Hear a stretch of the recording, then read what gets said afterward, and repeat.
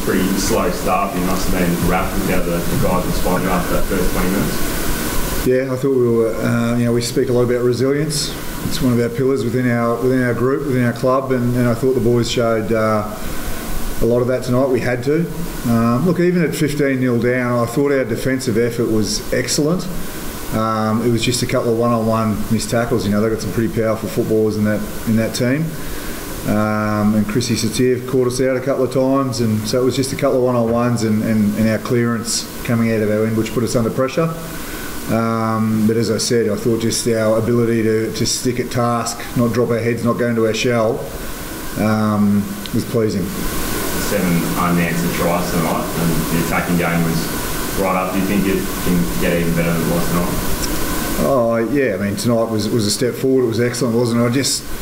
That's what I said to the players. Like at 15-0 down, you can tighten up and go back to your kicking game and just get nervous. But we didn't do that, and we slowly got our way back into the game, and that was through doing the bread and butter well. I thought our scrum was good. I thought our maul was the best it's been this year. We got that maul try. Unfortunately, didn't get a try on half time there. But again, we didn't drop our heads, so we stuck at it. And then in the second half, we managed to create space and have the confidence and the belief to play footy, to back ourselves and challenge that space and take the opportunity that's presented to you. And it's been challenging for some boys, because they haven't played this style of footy before. And tonight was a step forward. Must be tearing your hair out at the time, so Dan, in the first sort of 15 minutes there, because it wasn't the structures of the play, it was just breakdowns in some parts. It must be frustrating for you. Yeah, there was, we got penalised there on attack down the edge for something that you probably see 100 times in a game that doesn't get penalised. So that's, there's those little frustrations there. Don't get me wrong, I was certainly frustrated at 15 zip. But, you got to stay calm as well, like the players have got to do. You got to stay calm, and we managed to do that in the coaching box, and the boys at half time were in good spirits, and we went out with a plan in the second half and executed it well. Talk about the attacking style, and most people when you say that think about the backs, but I think it was all but one try was by forwards this week. Is that, when you say it's getting boys used to it, is it putting it in the forwards' heads that they're not just there to get it up like Rory and open field? Yeah, I don't think anyone wants to run into a brick wall, whether you're 2 metres 10 and 125 kilos or whether you're 85 kilos and lightning quick. I think, you've got to run at space and challenge the space, and if the space happens to be the side of a front row, then challenge it. If the space happens to be in the back field, challenge it. If it's out wide with Tavita and those boys, then do the same. It's just, it's about having that ability to use your skill, and those boys are all have plenty of skill, and Rory's got more speed than we probably thought he had too.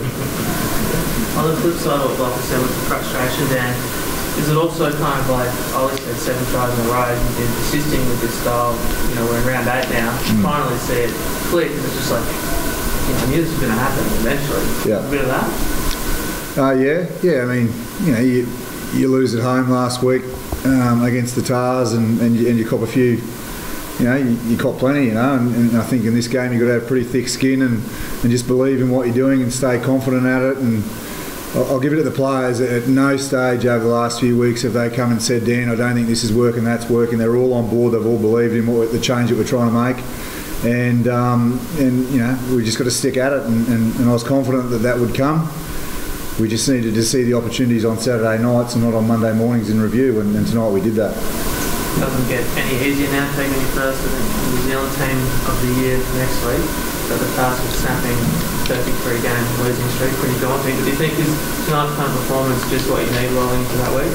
Yeah, I think so. I think it gives us more confidence to head over to Dunedin, and we haven't been there in a while. I think 2013 was the last time we were there, and the Brumbies won. So look, they're a good side. We're a good football side as well. There's probably going to be 23 players and 8 or 9 staff that go over there that think we'll get a result, and obviously our own staff that'll be back at the Brumbies. So it's a challenge for us, but one we're excited about, and one we think that we can conquer. As Dan said, I think just the one-on-one stuff that we just had to fix up and get out of our end and play in the right end. And you saw that sort of shift in that late in that first half. And probably was good. He was just sort of telling the boys to just keep trusting it, forget about what just happened, and be able to move on. And I thought the group responded really well to that. And then just staying on task was something that probably shifted the momentum, and we felt the momentum with us, and we just sort of rode it for a bit. Was that the first time we felt the momentum for a long period, like even in the wins against the Sharks and the Sunwolves, it looked like he never really got going? Was tonight the first time he felt like a big clip?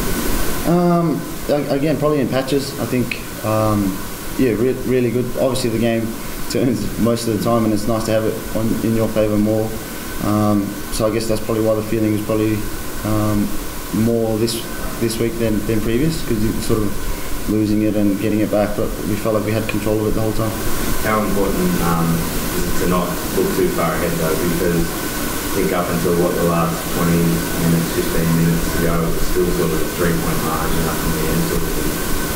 Yeah, I think, and that was the beauty of the team, was just staying focused on whatever was at hand, and whether it was a line out, whether it was a scrum, or whether it was defending our line. It's the groups respond really well at just doing whatever's in front of them at the moment, and then when you can sort of build a lead and start to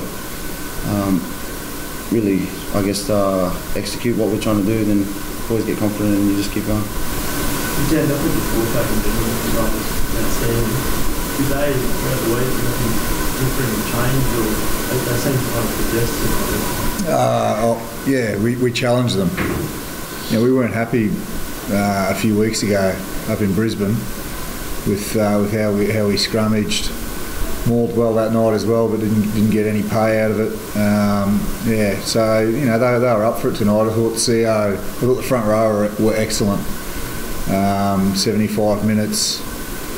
Loose head, 75 minutes of tight head. The hooker just over an hour. In his 5th or 6th game, I thought they were excellent. Rory Armour was great. I mean, they were all very good. But Laurie challenged them, and I certainly challenged them, and we knew that we needed to front up because we were up against quality opposition. They're big boys.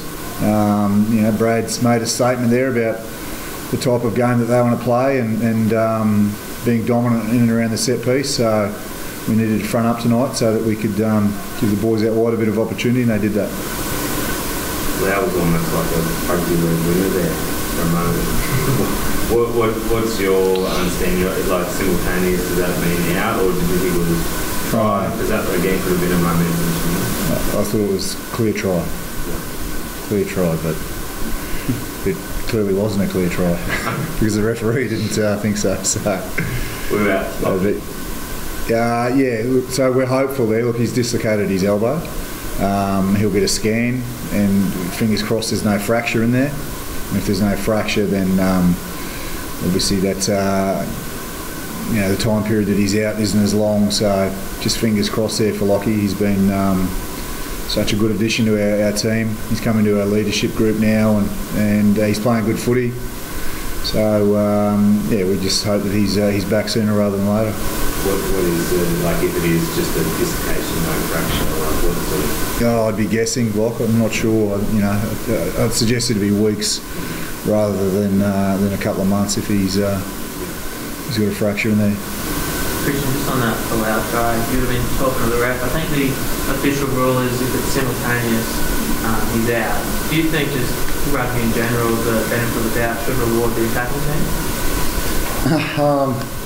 Tough question. I think so. I think when it's on your side, you want to reward the attacking team. And that's tough, mate. You leave them. They get paid to do what they do, mate. And it was nice to see Palau with that ability. I think none of the boys thought that he could do that kind of stuff. But it was pretty impressive. I think we can't really, change what the ref wants to do there. They've got to look at that, and once they make a call, we just got to accept it. And just with the kicking, was Sparks just not fit on it and gave you the team? No, I think he ended up subbing him off. Sparks came off for about 50 minutes, and and then I think he's been kicking well all year, and I guess you have those as a kicker, mate. And tonight I had some easy ones.